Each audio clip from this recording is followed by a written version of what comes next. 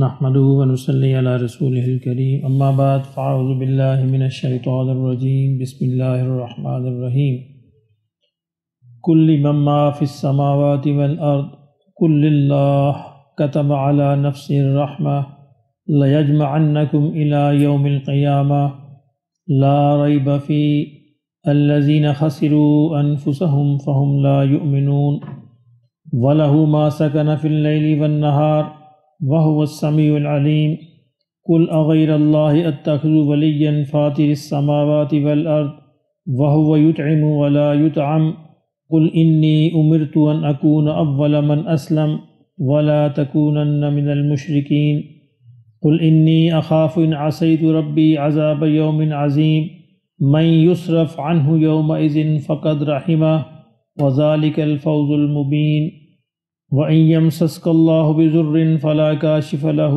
إِلَّا هُوَ وَإِن يَمْسَسْكَ بِخَيْرٍ فَهُوَ عَلَى كُلِّ شَيْءٍ قَدِيرٌ وَهُوَ الْقَاهِرُ فَوْقَ عِبَادِهِ وَهُوَ الْحَكِيمُ الْخَبِيرُ صدق اللہ العظیم۔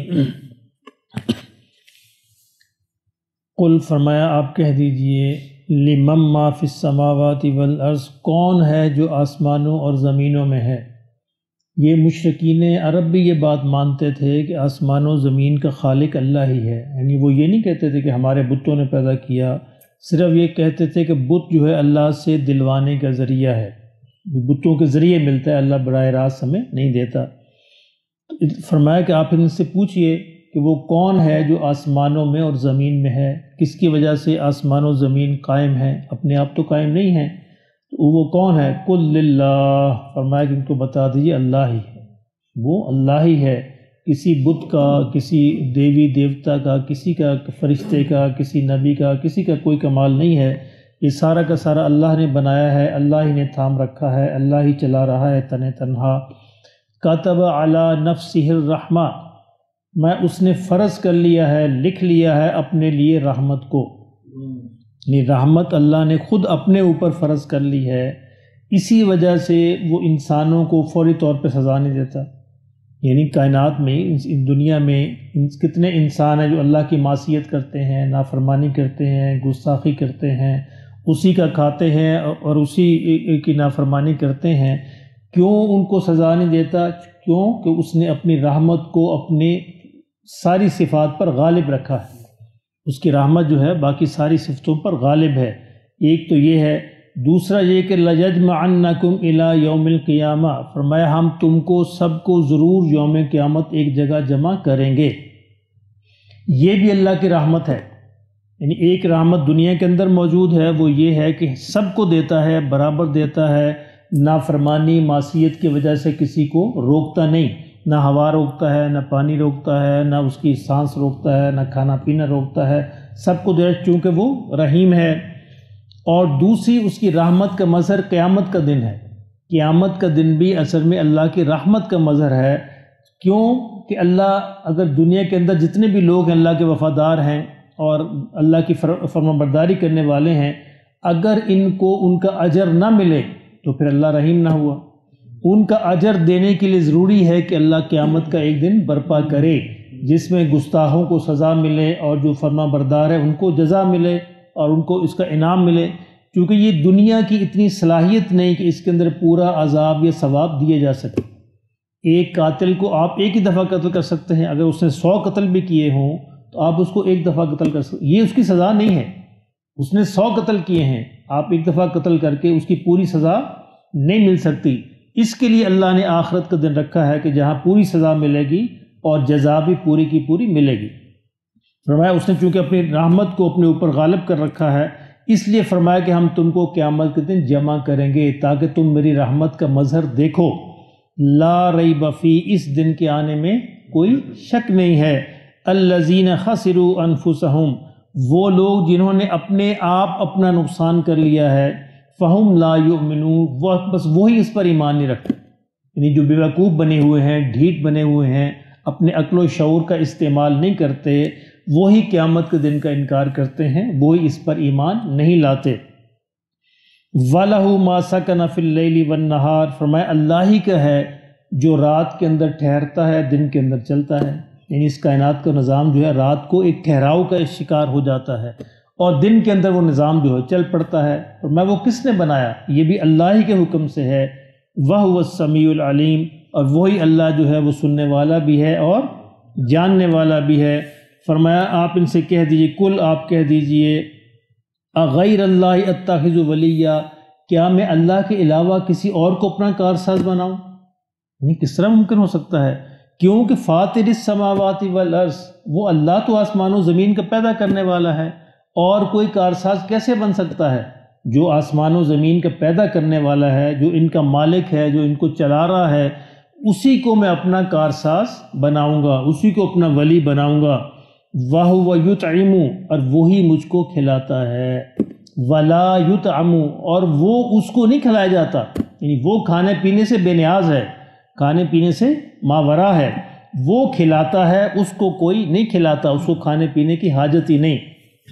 ابھی دیکھیں، یہ بھی توحید کی ایک ایسی عام دلیل ہے کہ ہر انسان چاہے پڑھا لکھا ہو ان پڑھ ہو سمجھ سکتا ہے کہ ان کے جو بت ہیں، دیوی دیوتا ہیں، ان کو تو خود کھلانا پڑتا ہے۔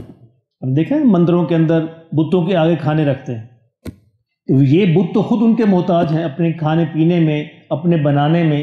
ابراہیم علیہ السلام نے جب بتوں کو توڑا اور آ کر لوگوں نے پوچھا کہ ابراہیم کس نے توڑا، ان کو پوچھ لو ان سے، تو وہ کہنے لگے، مان گئے کہ ابراہیم بھلا یہ بھی بول سکتے ہیں۔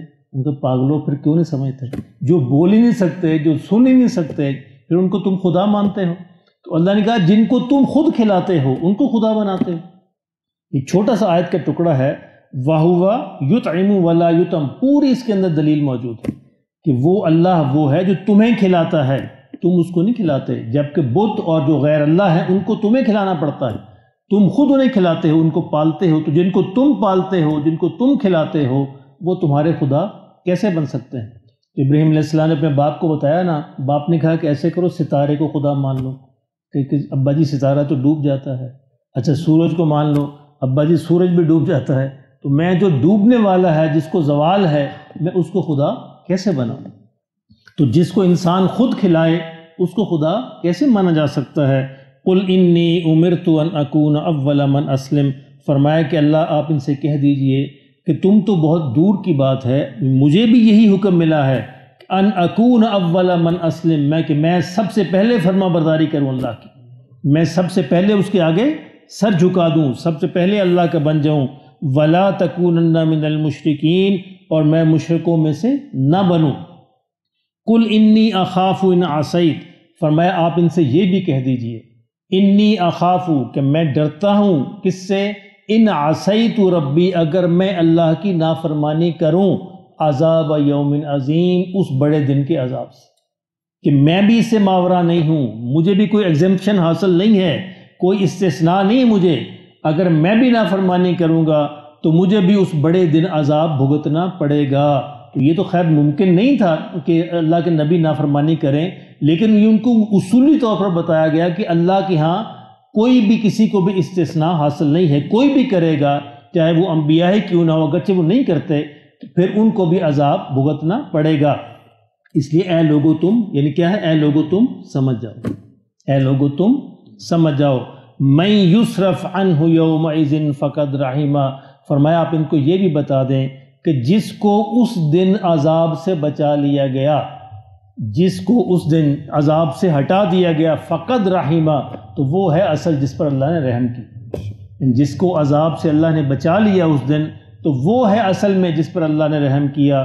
وَذَلِكَ الْفَوْزُ الْمُبِينُ، اور لوگوں یہ ہے بڑی کھلی کھلی کامیاب، کہیں اللہ نے اس کو فوز عظیم کہا، کہیں فوز مبین کہا، کہ یہ اصل کامیابی یہ ہے کہ جس کو اس دن عذاب سے بچا دیا جائے، جہنم سے بچا کے جنت میں داخل کر دیا جائے۔ وَذَلِكَ الْفَوْزُ الْمُبِينُ، تو یہ ہے بڑی واضح کھلی ہوئی کامیابی۔ وَإِن يَمْسَسْكَ اللَّهُ بِضُرٍّ، اور لوگوں اگر اللہ تمہیں کوئی تکلیف پہنچانا چاہے، فَلَا كَاشِفَ لَهُ إِلَّا هُوَ، تو اس کے علاوہ کوئی اسے دور نہیں کر سکتا۔ اگر اللہ تمہیں پہنچانا چاہے، پوری کائنات مل جائے، اس کائنات کا ذرہ ذرہ مل جائے، وہ اس کو ہٹا نہیں سکتا۔ وَإِن يَمْسَسْكَ بِخَيْرٍ، اور اگر اللہ تمہیں خیر، نیکی، بھلائی پہنچانا چاہے، فَهُوَ عَلَى كُلِّ شَيْءٍ قَدِيرٌ، تو وہ ہر چیز پہ قادر ہے، پوری کائنات اس کو روک نہیں سکتی۔ اس لیے حضور صلی اللہ علیہ وسلم ہر نماز کے بعد یہ دعا مانگتے تھے، کہتے تھے، اللہ کی تعریف کرتے تھے، اللہم لا مانع لما آتیت، یا اللہ جو تو دینا چاہے کوئی اس کو منع نہیں کر سکتا، اللہم لا مانع لما آتیت ولا معطی لما منعت، اور جس کو تو منع کر دے کوئی اس کو عطا نہیں کر سکتا، ولا ينفع ذا الجد منک الجد، اور محنت کرنے والوں کی محنت بھی دفع نہیں دے سکتی اگر تو نہ چاہے۔ تو یہ اسی آیت کی تفسیر ہے کہ وَإِن يَمْسَسْكَ اللَّهُ بِضُرٍّ، اگر اللہ تمہیں کوئی تکلیف پہنچانا چاہے، فَلَا كَاشِفَ لَهُ إِلَّا هُ، تو کوئی اس کو دور نہیں کر سکتا۔ اچھا، یہ آیت توحید کے بارے میں بڑی عجیب آیتیں ہیں۔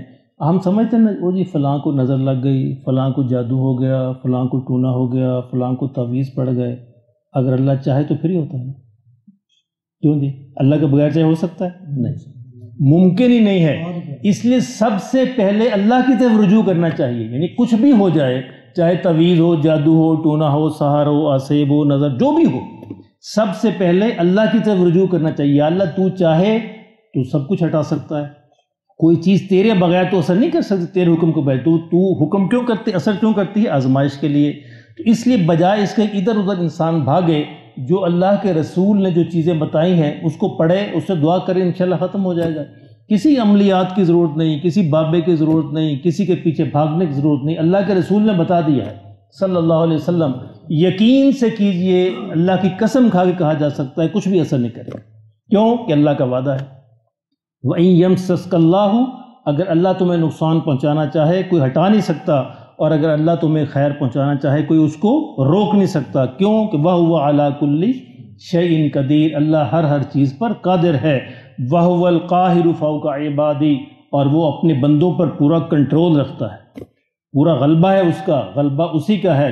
یہ کائنات خود بخود نہیں ٹھہری ہوئی، اللہ بنایا بھی ہے، چلا بھی رہا ہے، تنے تنہا چلا رہا ہے، کوئی اس کا مددگار نہیں ہے، کوئی اس کا اسسٹنٹ نہیں ہے، اس میں کوئی اس کا ہیلپر نہیں ہے، اس نے خود بنایا ہے، خود ہی چلا رہا ہے۔ وَهُوَ الْحَكِيمُ الْخَبِيرُ، اور وہی اللہ ہے جو ہر چیز کا حکیم ہے، جانتا ہے، اور چیزوں کی خبر بھی رکھتا ہے۔ جب وہ خبر بھی رکھتا ہے اور حکیم بھی ہے، چیزوں کے اندر تک تو جانتا ہے، تو پھر اصل فیصلے تو اسی کے ہیں، اسی کی طرف رجوع کرنا چاہیے۔ اللہ پاک ہمیں نصیب فرمائے۔ اس سورہ انعام کے اندر آپ توحید کے بارے میں عجیب آیات دیکھیں گے، چونکہ مکی سورہ تھا نا، تو مکہ کے مشہور مسئلہ ہی توحید تھا، تو اسی اللہ نے ایسے آسان انداز کے اندر خوبصورت انداز میں سمجھایا ہے۔ کوئی نہ سمجھنا چاہے تو الگ بات ہے، لیکن جو سمجھنا چاہے اس کے لیے بڑی آسان دلائل پوری کائنات کے اندر موجود ہیں۔ اللہ پاک ہمیں بھی سمجھ نصیب فرمائے۔